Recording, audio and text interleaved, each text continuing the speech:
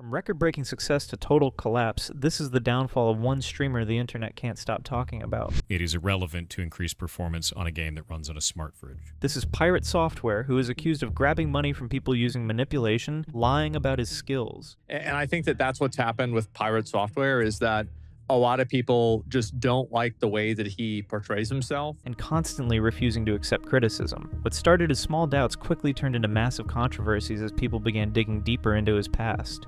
Jason Thor Hall, aka Pirate Software, aged 31 at the time, emotionally manipulated me for and financial gain. His 20 years of experience didn't help when his code was exposed as beginner level. Former co-workers, old online communities, and even people from his past started coming forward with stories that painted a completely different picture from the expert persona he built online. Piece by piece, everything started falling apart. Now his reputation is in ruins, his audience is leaving, and one question remains: how much of it was ever real? That code is S. It's not code, it's configuration. You would know that if you were a programmer, which you're not. To understand more about his downfall in more depth, we will need to break down each part of Pirate Software in both online and real life. Since Pirate Software became popular as a streamer, YouTuber, and indie game developer, he constantly talked about how skilled he was at coding, especially when it came to his game Heartbound. One thing people quickly noticed about Jason was how often he bragged about his experience. Almost every chance he got, he reminded everyone that he had 20 years of experience in the gaming industry. To make himself sound even more credible, he constantly called himself a professional developer, and used his past jobs to back up his image online. The problem is this: I work in the games industry, I have for 20 years. This looks like a nightmare to me. Over time, viewers started noticing a pattern. Jason would repeat the same claims, stories, and tweets again and again. As someone who has been in the games industry for 20 years, this trend is toxic. Then there was the introduction of a new word, a synonym for professional expert.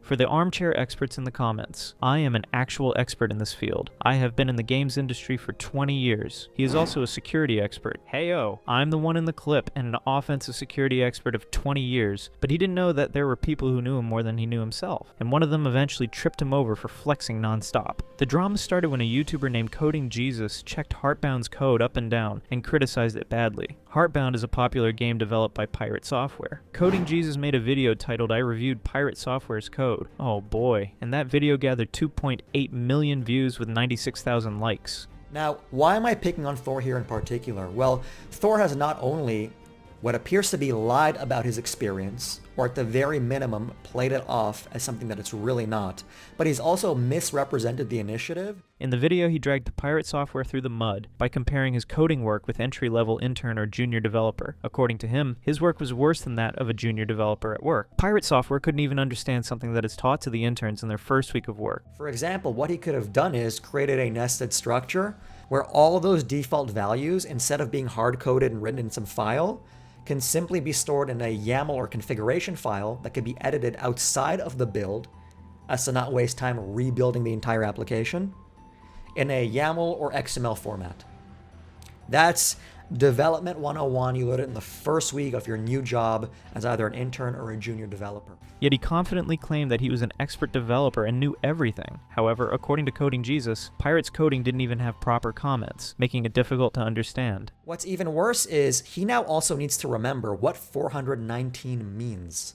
So somewhere in his code, he needs to actually add a comment or something to represent what a 419 is. As you can see here, I found the file that contains all these events, which are the association between a magic number and some state. It's very obvious that this can get very unwieldy extremely quickly. Here's why things looked messy. Pirate Software used magic numbers in the code, which were backed by no background information. So if anyone had to find what the magic numbers meant, they would have to dig through the entire code to understand it. You download these VODs before he takes them down, because honestly, if I was claiming I'm a game developer with 20 years of experience, this would be embarrassing to have online. Let's take a look at what's really wrong about this, and I don't even need to be a game dev to understand that. When you look at the code here, what do you see? You see a lot of magic numbers. That's an industry term for numbers that don't have any description or explanation as to what they are or why they exist. Then there was an issue with the Boolean. A Boolean is a data type in computing that can tell if something is true or false. Heartbound codes lacked the complete explanation of what meant what, and if a new developer joined him in the work, there would be a lot of confusion to deal with. It should be a Boolean data type. What does 0 mean? Booleans are represented as integers under the hood. So in C++, anything that isn't 0 is true. So 1 is true. But Why would you even give another developer the option to write question asked equals 42? In theory, that should be true, because anything other than 0 is true, but why even allow somebody to write code that can potentially be that confusing? It's just a no-go. And when this video started making rounds on the internet, Pirate Software couldn't hold back. In short, he didn't take the criticism well and took it as a personal attack on him. He claimed that the video and the YouTuber were nothing but a grifter who was chasing relevance on YouTube. It's just another, YouTube grifter trying to fight for relevance, dude. That's all that shit is. He further tried to disregard coding Jesus' review by saying that it was made in bad faith. He might not have worked with the same engine or programming language. For this reason, he was throwing shade on Pirate Software. To cut it short, he claimed that a coding YouTuber didn't know anything about coding. This out in the exact same order in the save file. You can read about the ARG here. It's just a bunch of disingenuous arguments put up in bad faith trying to make me look like a bad programmer. And in reality, this guy has never used the engine that I'm working in, never used the language that I'm working with, and all of his points are moot as a result.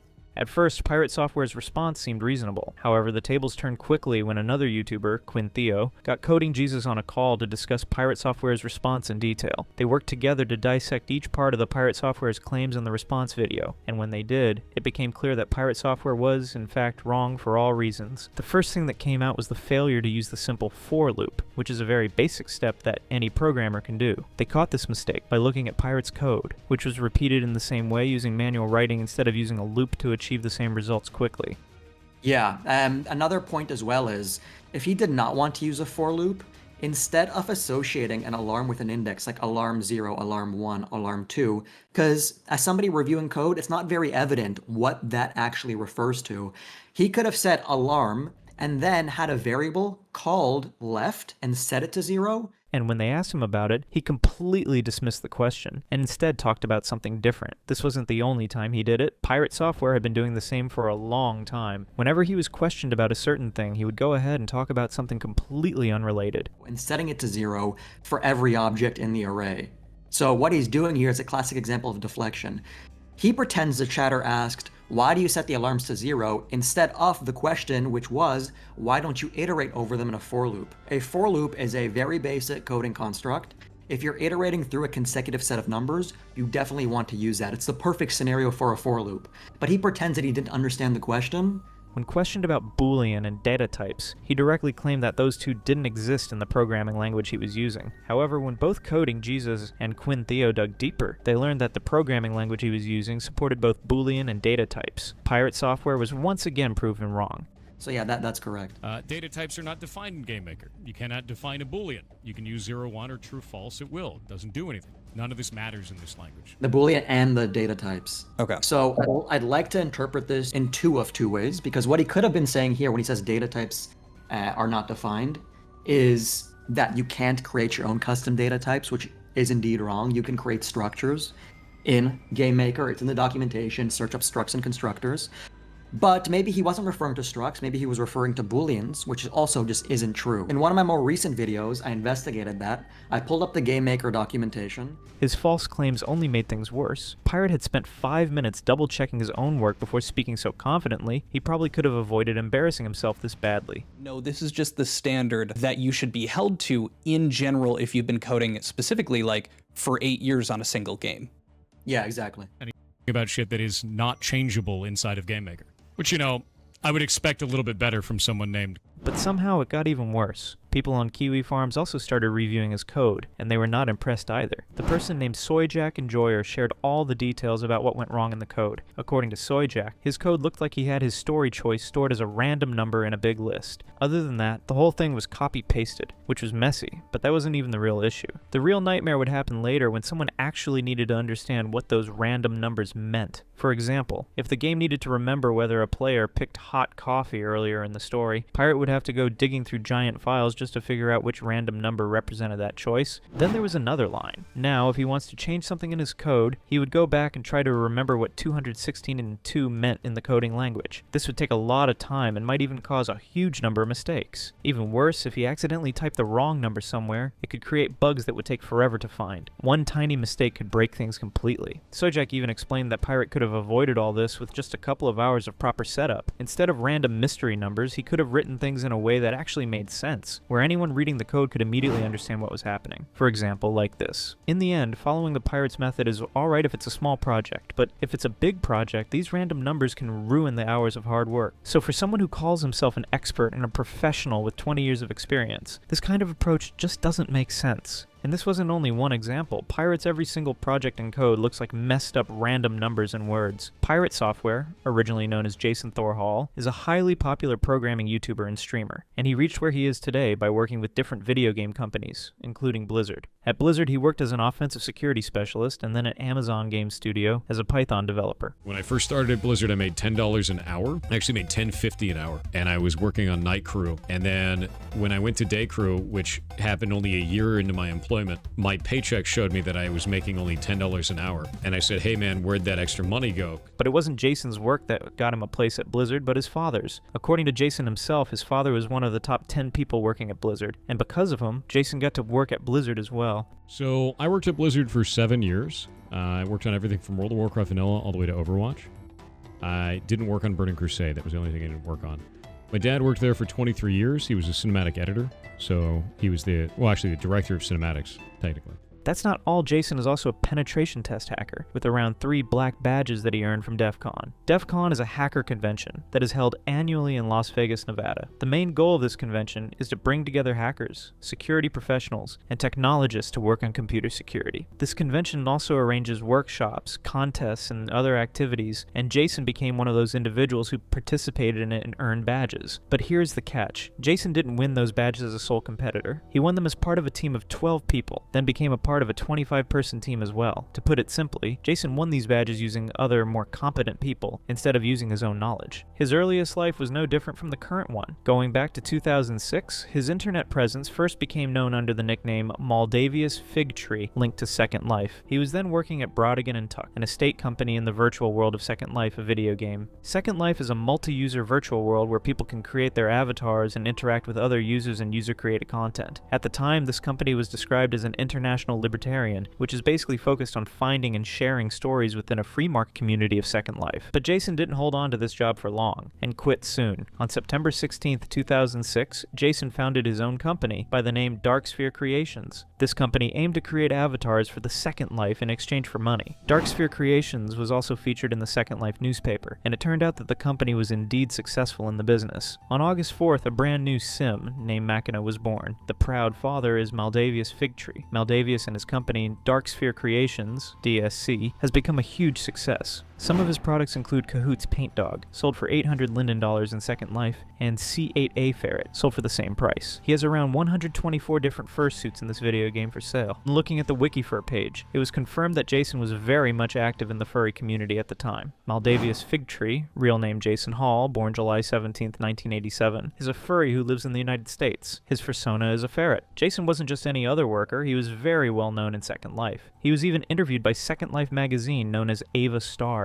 In the interview, Jason was presented as a funky furry. Funky furry Maldavius Fig Tree owns Darksphere Creations, as well as being a talented sculptor. Most interestingly, Jason, as a furry, was shown to have been involved in a relationship or even a gay marriage with a person of the same gender called Raccoon.Hijinks. This person, River, alternatively known as Fishbones, had a name, Shay, who was at the time an illustrator for Heartbound, an exotic veterinarian, a furry pooner, Jason's roommate, and also an intimate partner. According to Kiwi Farms, both Shay and Jason were highly interested in furry swinger parties, which also seems to be the reason that Jason's secret marriage fell apart. Hi, I'm River, or Shay. I do a lot of art and come on Second Life to idle around and chat. Yes, you heard that right. Jason had been married to a woman named Nicole Jellett during October 17th, 2015, till August 19th, 2020. Their marriage remained intact for 5 years, and they parted ways for unknown reasons. According to a hate website called piratesoftware.sucks, Jason and Nicole stopped living in the same house in February 2019. They filed for a divorce a year later in 2020, and then got divorced in August 2020. A judgment of dissolution of marriage and / or domestic partnership will be entered, and the parties are restored to the status of single persons. But this wasn't just some regular hate website. It had way more exposure than anything else. Around the year 2018, Jason would meet with a guy and ruin his life for good. This is the same guy who made the website to share his painful experience with the world. The guy's name was LyricWulf, who used to produce and post transcriptions of music videos from video games, including indie games such as Undertale, Celeste, and One Shot on his YouTube channel. Up until that time, Lyric's life was going well, but February 2018 brought a twist. At that time, he ended up transcribing and publishing a track from Jason's game, Heartbound, and that one transcription turned his life around. He started getting into conversations with Jason, which were mostly about copyright and content creation. But those conversations would soon take an expected turn. On August 26, 2018, Lyric donated $800 to Thor Hall while he was streaming the development of his game. And right after that donation, Jason started showing romantic interest in Lyric. The very next day, August 27, 2018, Jason started an unannounced and non-consensual erotic roleplay with Lyric. He didn't even try to ask if Lyric was interested in Jason at all or wanted to be in erotic roleplay with him. Jason would start to show unwanted attention, affection, and even love bomb him without any prior notice. And whenever Lyric would turn his love down, Jason would call him corrupt or clueless. Yeah, it fucking is how it is. You replied to me when you could, but you had time to with others. Lyric even shared some screenshots of their chats on the same website. Can't see why anyone would break up with you. You really make my life a ton better. You make mine better too. You're so good to me, CC. Lyric later told Jason that he wasn't interested in a committed relationship with him, but Jason continued to pursue him, trying to convince him to say yes. He didn't take no for an answer. It is worth noting that Jason was at the time committed to 2 relationships. He was married to Nicole and was in a relationship with Shay. Are you saying you're interested in a casual thing with me but not a serious one? I'm attracted to you, but I'm not ready for a commitment yet.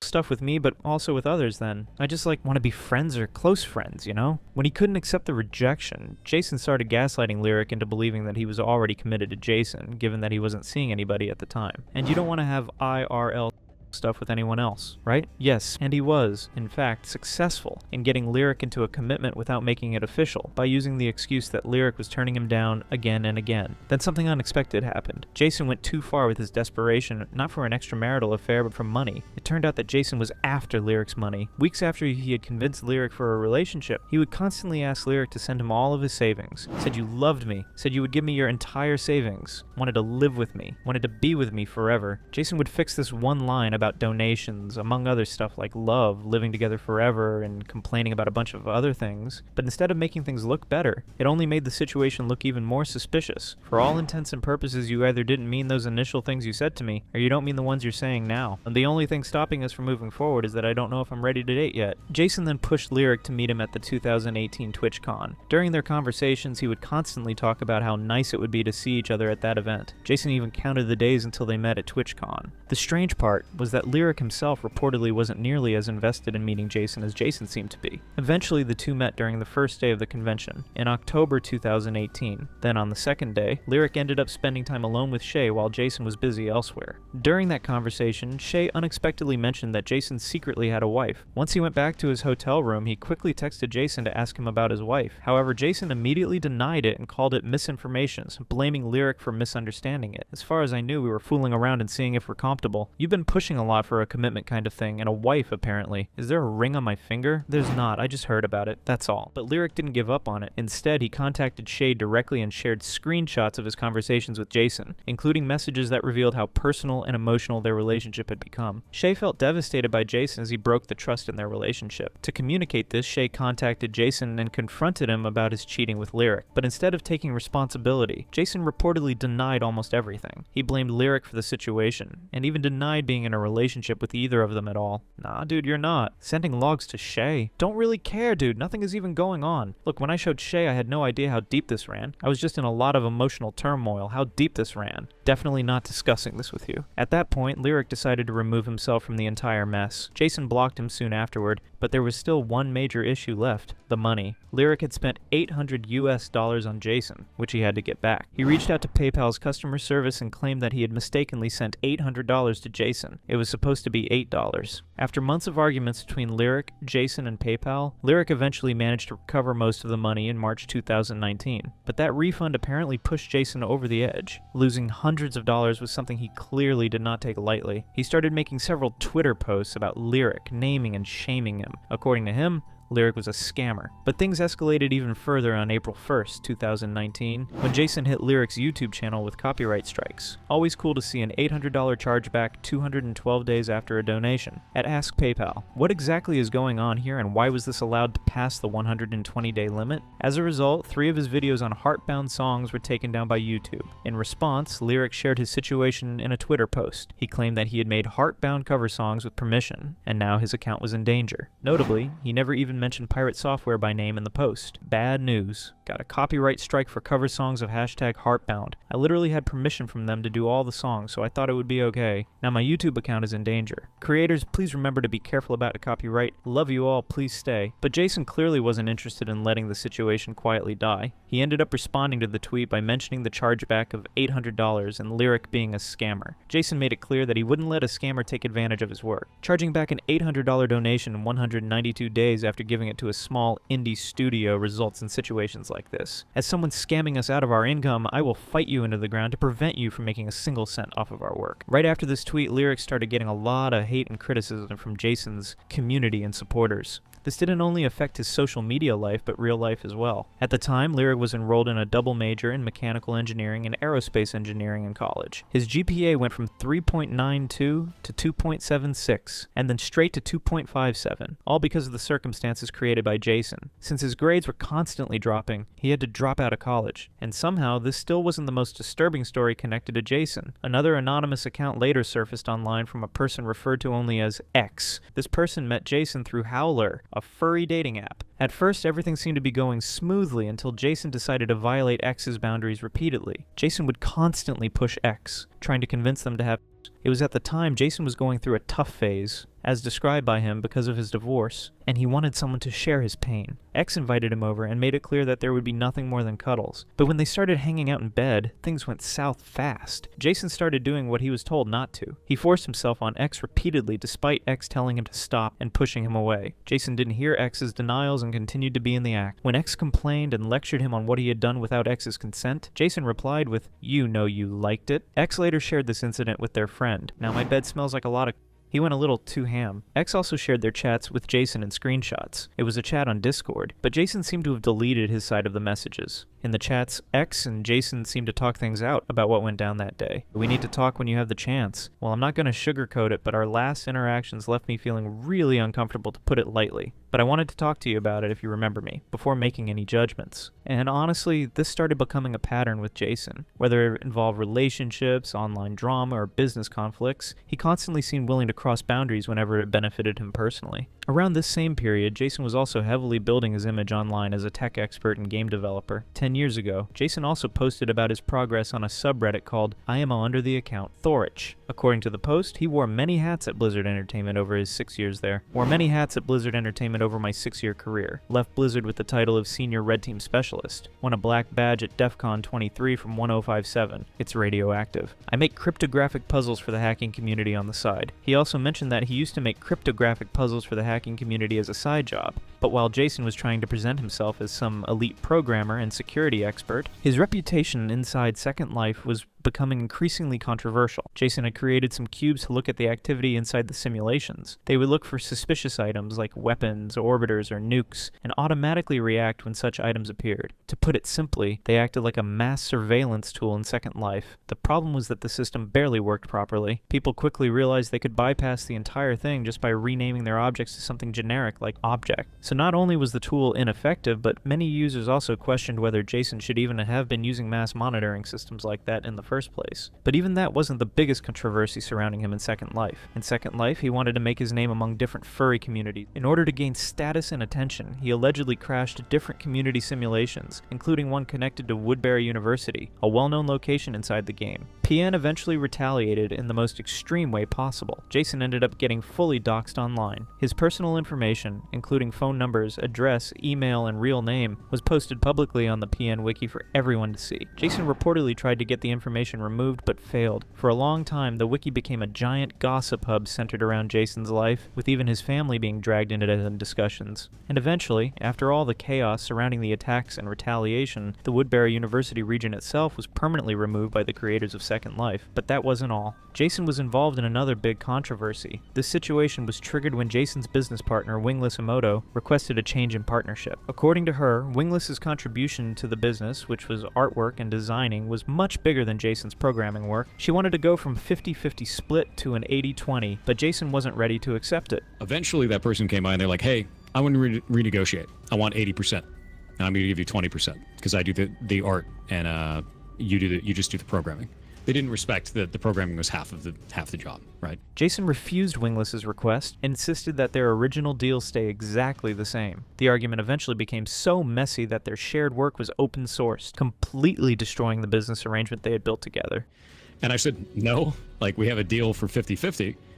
Like, no, we're not doing that. And they said, okay. And they took all of our work and they open sourced it. And then Jason did the most unexpected thing. He held a staff meeting at a time when he knew Wingless wouldn't be available. And while she was asleep, Jason spoke with other staff members and told them that Wingless was earning too much money and that she needed to be fired. The terms of service for a Fig Tree's company, Dark Fear Creations, were then conveniently changed, and Miss Emoto was removed from her position, all before she awoke to the news. The news broke out and reached media outlets, which readily showed Jason as the villain who fired his employee and partner at his convenience. However, Jason ignored the hate and turned down the accusations. He claimed that the outlets were siding with Wingless without hearing his sides of the story. Tabloids at the time do what tabloids do. We were kind of a big deal in the game at the time for the avatars we were selling, so they made extreme and idiotic statements and took the side of just the artist without reaching out to me. Jason later explained the reason behind it. He claimed that he had fired her because she was lazy and even leaked their personal chats. In the chats, Jason seemed to be angry at Wingless for not doing anything. He kept criticizing her using insults and complained about wanting her gone from the company.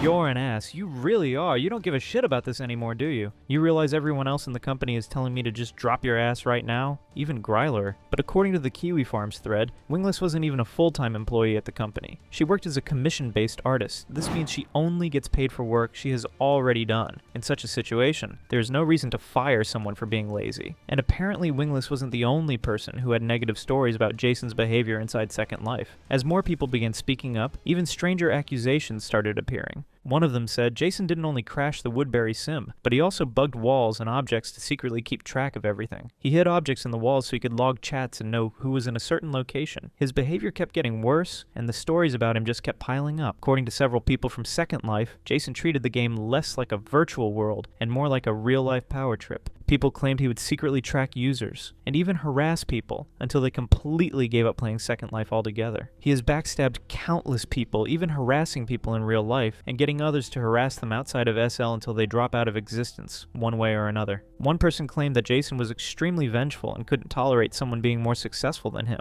And honestly, that explains a lot, especially the situation with Wingless Emoto, who is reportedly making more money and getting more praise than Jason himself. And that didn't sit well with Jason, and the reason behind Jason's carefree, hostile behavior was his source, which was his father. Many believed he was rarely held accountable because of his father's connections and influence. While other people faced punishment or backlash for smaller issues, Jason somehow always seemed to escape serious consequences. Some even claimed that Light & Labs and the creators of SL didn't want to draw attention through Jason's controversies. Another former business partner also shared the same story. According to them, Jason was extremely lazy when it came to work. They claimed that if they worked 30 hours, Jason would work for 80 minutes and then expect to get half the payment for it. When Anon complained about this, as well as being constantly ignored for 2 weeks, Jason gave him his, "Do you know how good a scripter I am, how much I'm worth? I make $8,000 a month from SL" speech. To make everything even worse, it came out that Wingless Emoto was only around 16 or 17 years old while working with Jason, who was already 20 at the time. Jason himself admitted in leaked messages with someone called Rick Van Hazlitt that he used to drive hours to visit her at her house. Once these chats started spreading across forums, people immediately began questioning the nature of their relationship. She's also underage, so I've reported her. I know this because I met her. She lives 2 hours from me. To be clear, there is no confirmed evidence that anything illegal or romantic happened between them, but because of the age difference and the leaked messages, the situation quickly turned into another huge controversy surrounding Jason. And just like every other scandal before it, Jason responded with long explanations and excuses, insisting people were twisting the story against him.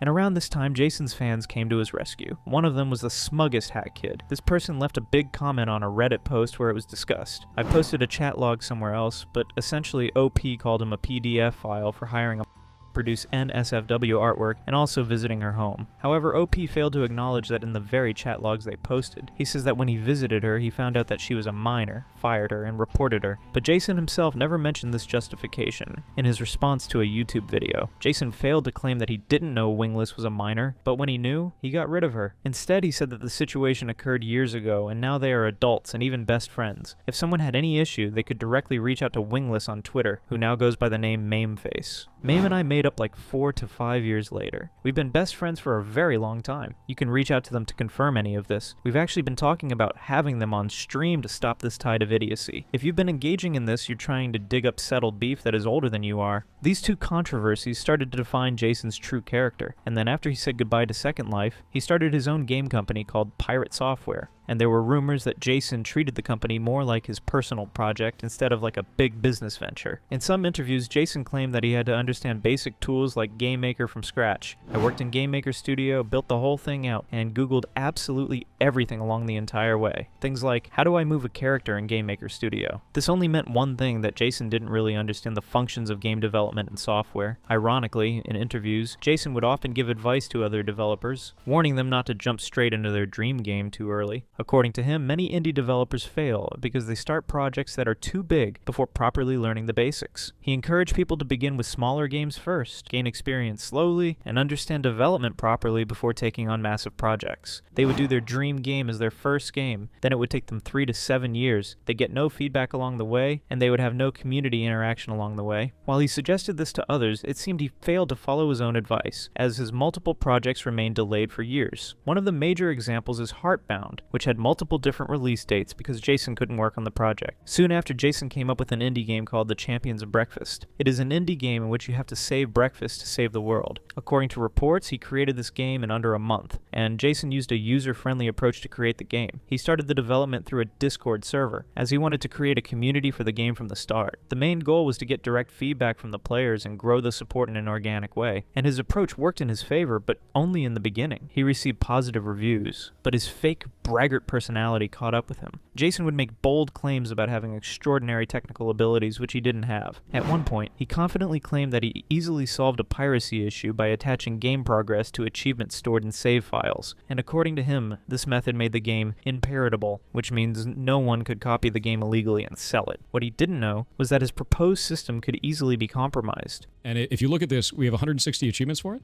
and all of them are very simple. The way that I did this is quite funny. I tried to find a way so that our game wouldn't get pirated, because it'd be easy to pirate it. We knew that you could break Steam DRM very quickly. This is your save file.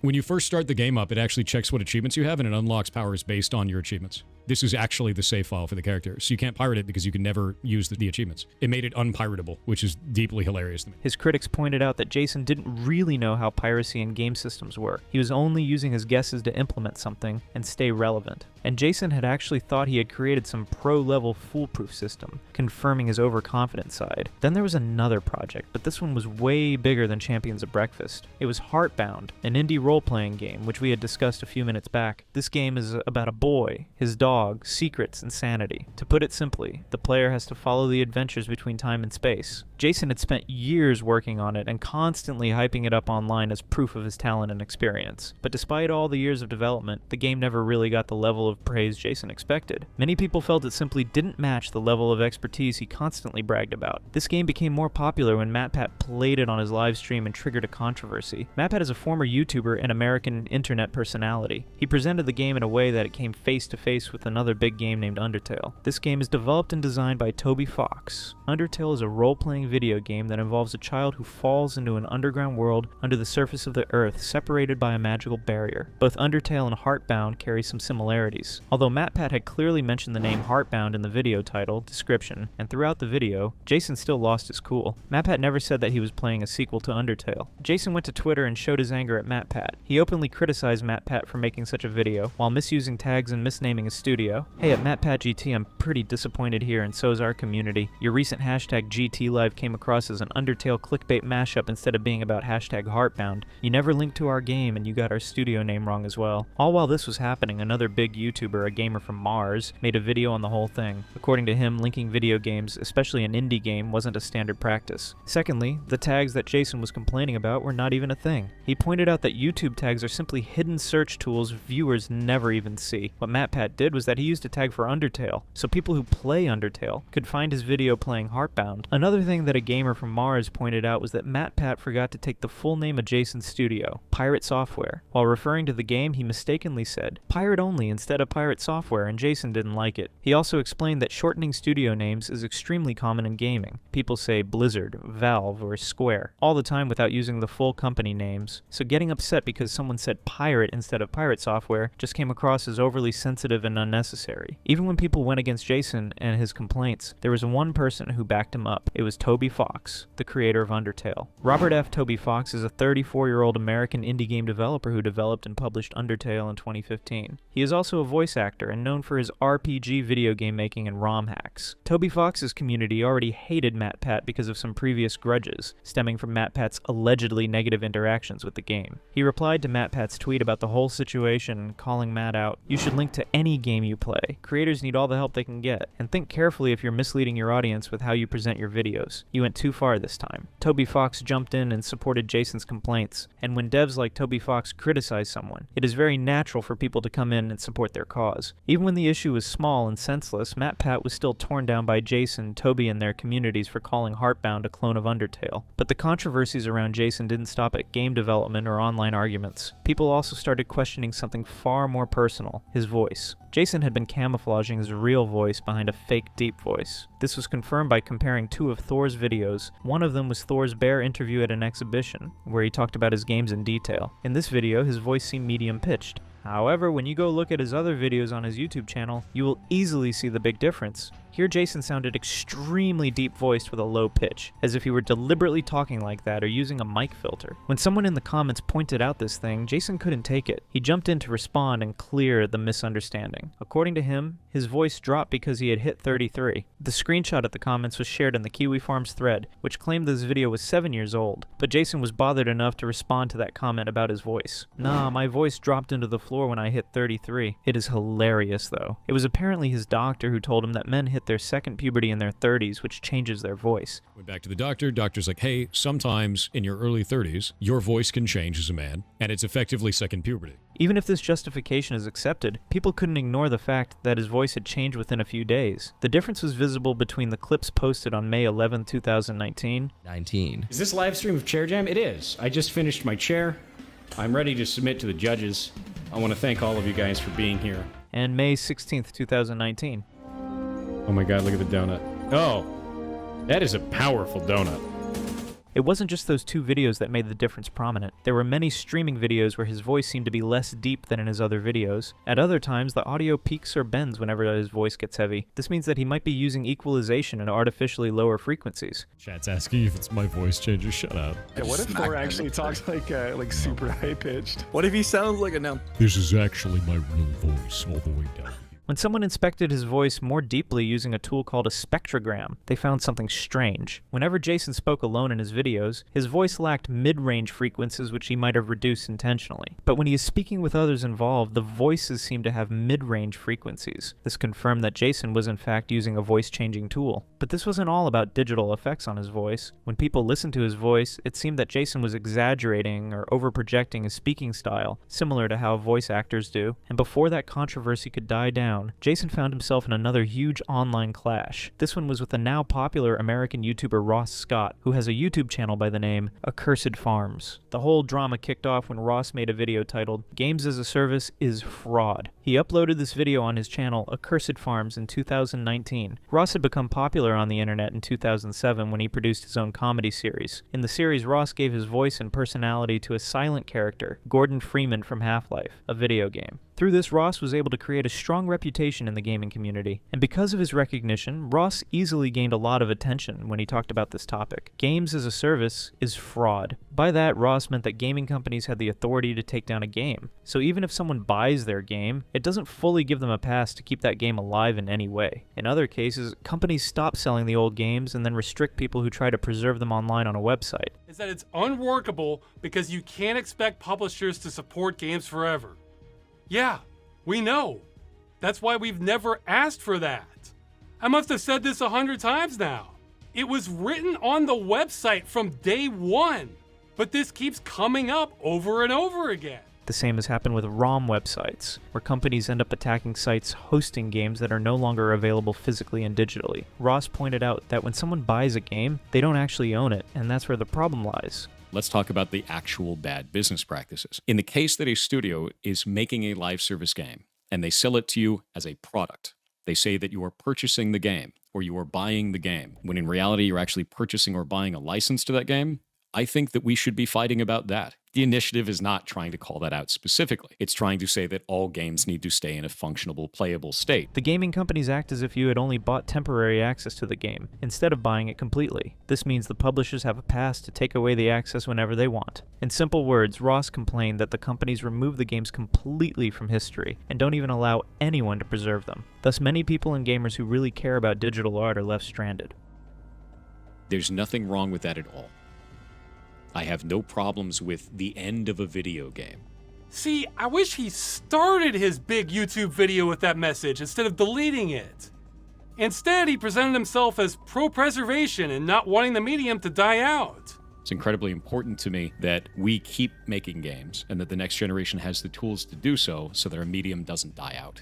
And it never will. And that's the whole intention of all of this. After this video became popular among gamers, Ross came up with something more effective. Just after 5 years, he introduced a big campaign named Stop Killing Games in 2024. This campaign had one goal: to push for stronger consumer rights and better preservation of video games. The best part about it was its involvement with the European Citizens Initiative, and this could bring the issue to the European Parliament for further discussion. The petition would present the request that the publishers stop disabling the games remotely when the support ends. They also made it clear that they didn't mean to ask companies to keep running servers forever or give up on ownership. Instead, they wanted the games to be playable even after the support ends, so the players who had paid for them do not lose access completely. Despite the clear message of the campaign, Jason didn't approve of it. He jumped in and showed his displeasure towards the campaign in August 2024. He did it first through one of his 10-hour-long streams, which received a lot of hate, and then eventually it was taken down. Stop Killing Games is a vaguely worded attack on live service games as a whole, instead of being a focused assault on taking down the niche practice of single-player games, including always online functionality that can cause the game to be shut down at a later date. If you want my support, then write better to legislature. Now here, Jason called the petition legislature, which was clearly not. He insisted that the petition was written poorly and had a vague meaning. According to him, it didn't solve any issues. Instead, brought up new problems.